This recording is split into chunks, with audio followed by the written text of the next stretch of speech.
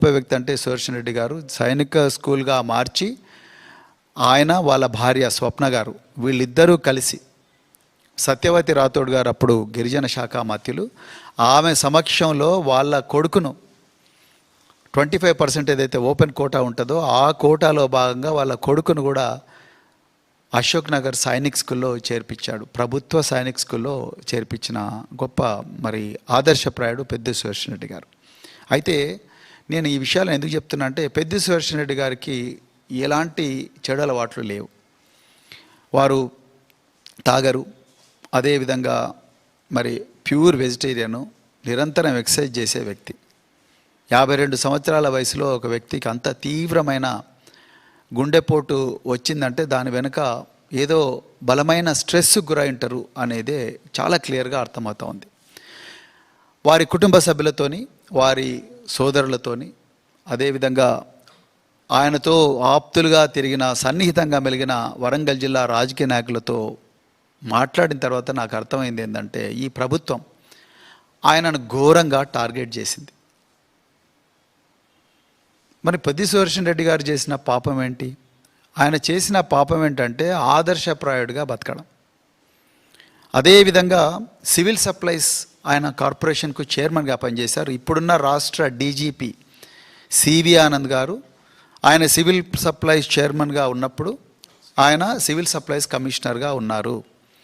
Civil supplies డిపార్ట్మెంట్లో ఏ విధంగా వేల కోట్ల రూపాయల కుంభకోణాలు జరుగుతాయని తెలుసుకొని ఆ కుంభకోణాల ఆ సివిల్ సప్లైస్లో ఉండే ఏదైతే బియ్యము అవన్నీ కూడా రాబందుల పాలు, పందికొక్కుల పాలు కాకూడదు. వేల కోట్ల రూపాయల కుంభకోణాలు జరుగుతూ ఉన్నాయి. అది మిల్లర్ల రూపంలో కావచ్చు, ఇంకా రకరకాల వ్యక్తుల రూపంలో జరుగుతూ ఉన్నాయని చెప్పి వాటన్నిటినీ కూడా అరికట్టడానికి ఒక అద్భుతమైన ప్లాను ఆనాటి తెలంగాణ తొలి ముఖ్యమంత్రి కేసీఆర్ గారికి ఇచ్చిన ఒక గొప్ప పోరాట యోధులు పెద్ది సుదర్శన్ రెడ్డి గారు. ఎప్పుడైతే కాంగ్రెస్ పార్టీ అధికారంలోకి వచ్చిందో 2023లో ఆయన ఆల్రెడీ సివిల్ సప్లైస్ కార్పొరేషన్లో పనిచేసిన అనుభవం ఉంది కాబట్టి వెంటనే 1100 కోట్ల రూపాయల విలువైన స్కామ్ను ఆయన కనుక్కోగలిగారు. ఉన్నతాధికారులకు డీజీపీకి లెటర్ పెట్టాడు, అదేవిధంగా ప్రభుత్వానికి ఓపెన్ లెటర్ రాశారు.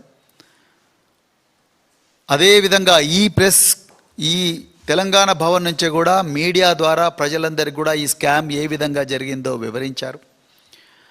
తర్వాత ఎన్ఫోర్స్మెంట్ డైరెక్టరేట్ కూడా కంప్లైంట్ చేశారు. తర్వాత హైకోర్టులో కూడా పబ్లిక్ ఇంట్రెస్ట్ లిటిగేషన్ వేశారు. సుప్రీంకోర్టులో కూడా ఈ కేసు నడుస్తుంది. 1100 కోట్ల రూపాయల తెలంగాణ ఆస్తిని కాంగ్రెసు నాయకులు పందికొక్కుల్లాగా దోచుకున్నారు. 1 కిలో బియ్యం కూడా ఒక మిల్లు నుండి గోడౌన్కు రాకుండానే, ఒక మిల్లు నుండి ఇంకొక మిల్లుకు పోకుండానే 1100 కోట్ల రూపాయలు ఒక్కటే దెబ్బన కాంగ్రెస్ నాయకులు వాళ్ళ జోబుల్లో వేసుకున్నారు అనే ఒక ఒళ్ళు గగురు పొడిచే సత్యాన్ని పెద్ది సుదర్శన్ రెడ్డి గారు బయటపెట్టారు. ఇది మొదటి విషయం. ఇక రెండో విషయం, స్కూల్ ఎడ్యుకేషన్ డిపార్ట్మెంట్లో 17,000 రూపాయల విలువైన బంకర్ బెడ్ను 33,000 రూపాయలకు కొని తద్వారా వచ్చిన 100 కోట్ల రూపాయలను కాంగ్రెస్ నాయకులు బడా కాంట్రాక్టర్ల ద్వారా వాళ్ళ జోబుల్లో వేసుకొని వాటిని మూటల్లోకి పెట్టి మూటలను ఢిల్లీకి తరలిస్తున్నారు అన్న విషయం మీద కూడా వారు వీరోచితంగా పోరాడారు.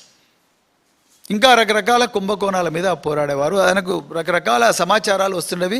మాతో కూడా చాలాసార్లు ఈ కుంభకోణాల మీద ఆయన చేస్తున్న పోరాటం గురించి పంచుకున్నారు.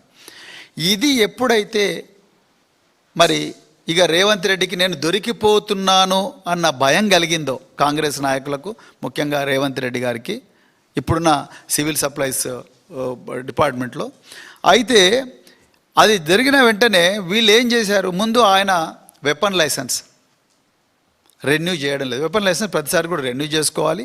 ఆ రెన్యువల్ ప్రాసెస్ ఏదైతుందో దాన్ని ఆపేశారు.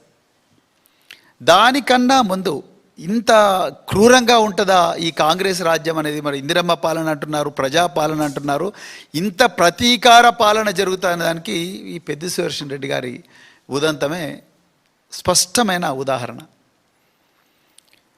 నర్సంపేటలో ఉండే కొంతమంది వ్యాపారస్తులు వాళ్ళు వట్టినాగులపల్లిలో వాళ్ళు ఒక భూమిని వాళ్ళు అక్వైర్ చేసుకొని వాళ్ళు వాసవి కన్స్ట్రక్షన్ అని ఒక కన్స్ట్రక్షన్ కంపెనీ ఉన్నది. ఆ వాసవి బిల్డర్స్కు అమ్మేసిండ్రంట.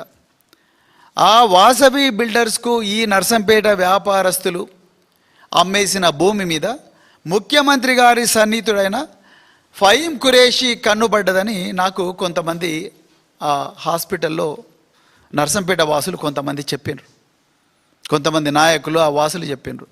దానితోని ఈ ఫహీం ఖురేషీ అదేవిధంగా వాసవి ఎవడోడు విజయ్ కుమార్ అంటాడు ఎవడో ఆ విజయ్ కుమార్ అంటాడు, అదేవిధంగా ఈ ఫహీం ఖురేషీ వీళ్ళిద్దరూ కలిసి సైబరాబాద్లో ఎకనామిక్ అఫెన్సెస్ వింగ్ అని ఒకటి ఉంటుంది, ఈఓడబ్ల్యూ వైట్ కాలర్ అఫెన్సెస్ కోసం ఉంటుంది.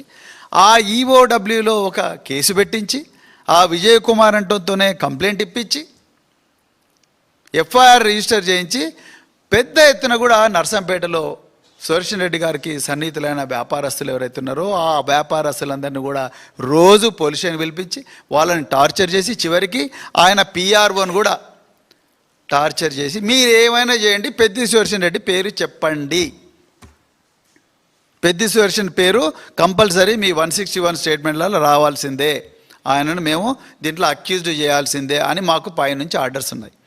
పాపం ఈయన ఏం చేసిండు, అరే సివి ఆనంద్ నాతో పాటు కమిషనర్ సివిల్ సప్లైస్గా పనిచేసిండు, కనీసం ఈయనకన్నా చెప్పుకుంటే మా బాధలు ఏమన్నా తీరుతాయేమో, ఎందుకంటే ఆయన అప్పుడు సివిల్ సప్లైస్ కార్పొరేషన్ చైర్పర్సన్, మా బాధలు ఏమన్నా తీరుతాయేమో అని చెప్పేసి నా సివి ఆనంద్ గారికి ఫోన్ చేస్తే, సార్ నా చేతులు ఏమీ లేదు, అంతా కూడా ఫహీం ఖురేషీ లేకపోతే ముఖ్యమంత్రి కార్యాలయం చూస్తుంది, మాకు ఇదంతా ఏం సంబంధం లేదు అని చెప్పి ఆయన చేతులు కడుక్కున్నట్టుగా ఆయన చుట్టూ ఉన్న సన్నిహితులు ఆప్తులు ఆయనతో ఆయన పంచుకున్నట్టుగా వాళ్ళు నాకు ఈ 3-4 రోజులలో చెప్పారు.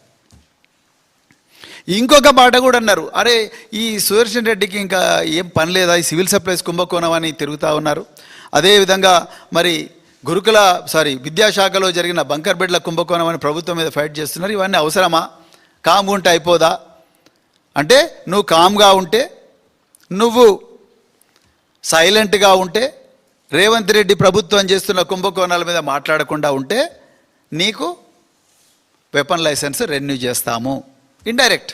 అదేవిధంగా ఈఓడబ్ల్యూలో పెట్టిన ఈ అక్రమ కేసు ఆ ఫహీం ఖురేషీ అంటోడు, అదేవిధంగా విజయ్ కుమార్ అనే వాసవి కన్స్ట్రక్షన్ ఉన్నాడో వీళ్ళిద్దరూ కలిసి ఏవైతే అక్రమ కేసులు పెట్టి పోలీసులను ఎట్లన చేసి మీరు ఆ నర్సంపేట వ్యాపారస్తులందరినీ తీసుకొచ్చి టార్చర్ పెట్టైనా పెద్ది సుదర్శన్ రెడ్డి పేరు చెప్పాలే అని చెప్పి టార్చర్ చేస్తున్నారు. ఈ టార్చర్ అంతా ఆగిపోతుంది కదా, ఈఓడబ్ల్యూ కేసును మళ్ళీ మూలకపడే